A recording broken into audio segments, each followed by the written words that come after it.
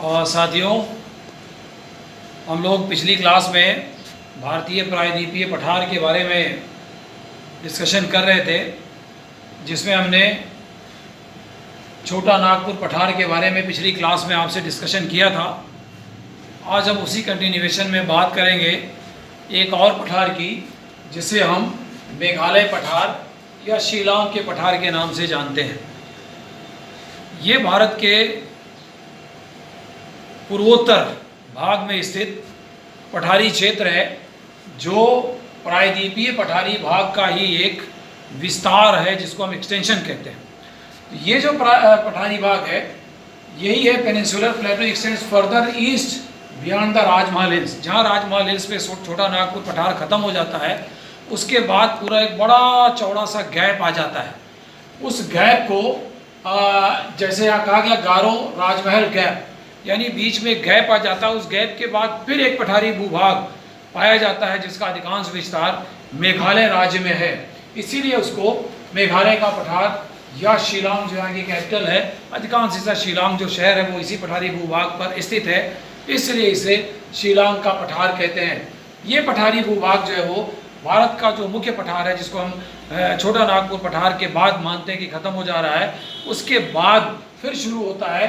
तो ये मुख्य पठारी भाग से और जो शिलांग का पठार अलग है, वो गारो राजमहल गैप जिसको हम कहते हैं, इस गैप के द्वारा वो अलग किया गया है।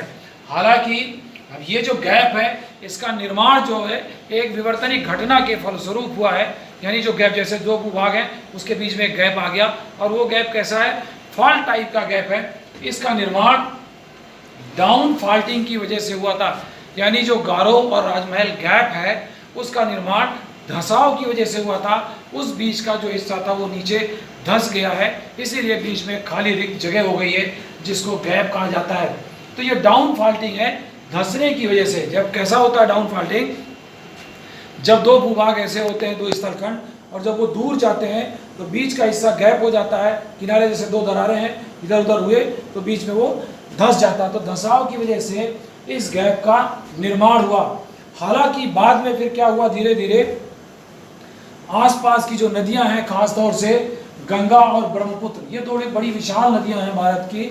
इन दोनों नदियों के द्वारा लाए गए निक्षेपों से इसमें जो है वो अवसादीकरण हो गया।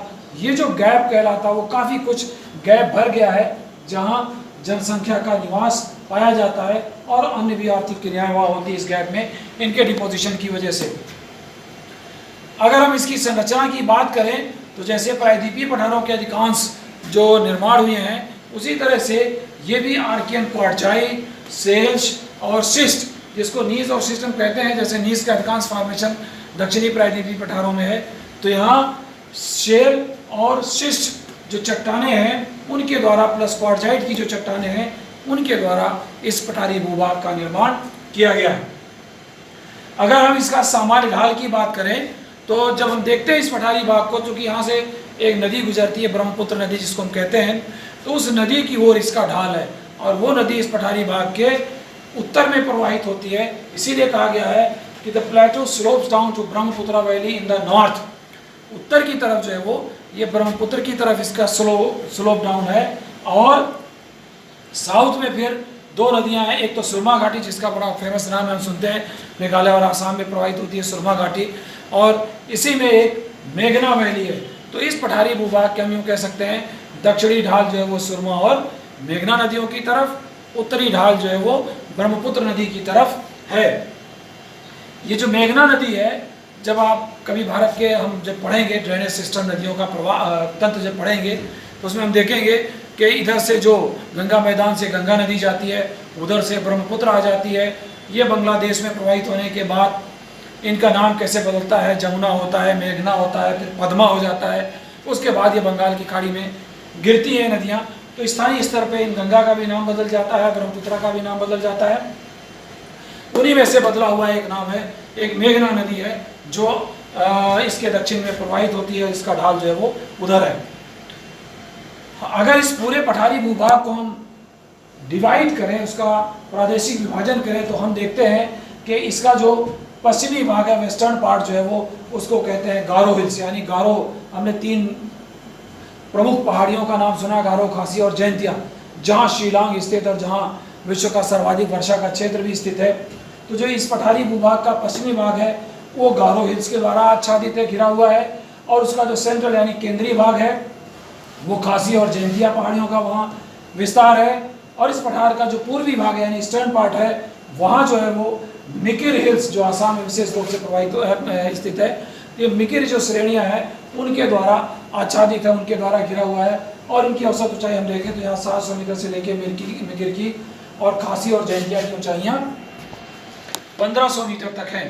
तो ये गारो, खासी और जैंतिया जो हिल्स हैं, तो खासी हिल्स खास तौर से जिसका विस्तार सर्वाधिक है, वहीं शिलांग जो नगर है बसा हुआ उन खासी पहाड़ियों पर, वहीं ये मानसून पौने जो बंगाल की खाड़ी से जाती हैं, बिल्कुल इस तरह से पहाड़ियों का ऐसा घिरा हुआ हिस्सा है कि मानसून पौने यहाँ जाती हैं तो उसके बाद इधर उधर कहीं खिसक नहीं पाती हैं और यहीं इकट्ठा होकर खूब ढेर सारी बारिश मौसिम ग्राम और चेरापूंजी में करती हैं, जहाँ औसत 1300-1400 सेंटीमीटर का परियनम का औसत है। जो दुनिया का सर्वाधिक वर्षा का क्षेत्र है वो यही खासी और जैंतिया हिल्स हैं जो शिलांग में स्थित हैं। वहाँ की जो जगह स्पेशली चेरापूंजी और मौसिम ग्राम, वहाँ सर्वाधिक वर्षा। इन पहाड़ियों की इस तरह से बनावट है कि वहाँ मानसून पौने जाने के बाद और बाहर नहीं निकल पाती हैं, जो कुछ भी नमी होती है वहीं वो फिर बरस जाती हैं, जिसको हम पर्वतीय वर्षा कहते हैं, ओरोग्राफिक रेन, उसके द्वारा।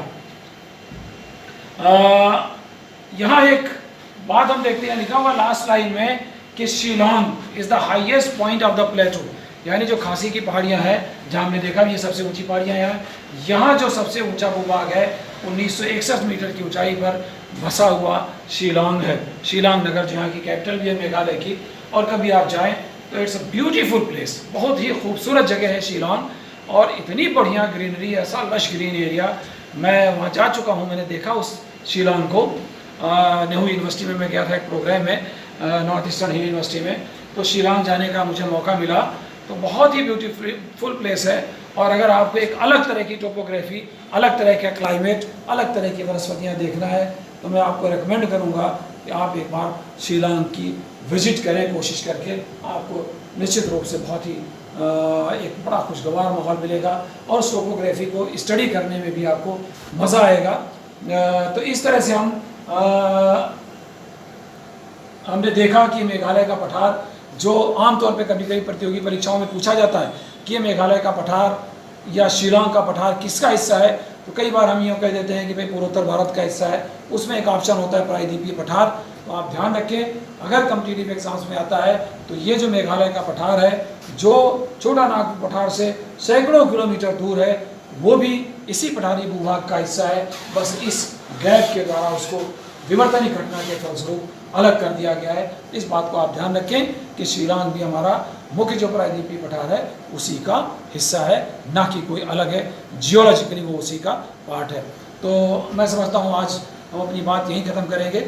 अगली क्लास में फिर हम बचे हुए जो पठारी भूभाग है उनका डिस्कशन करेंगे। धन्यवाद।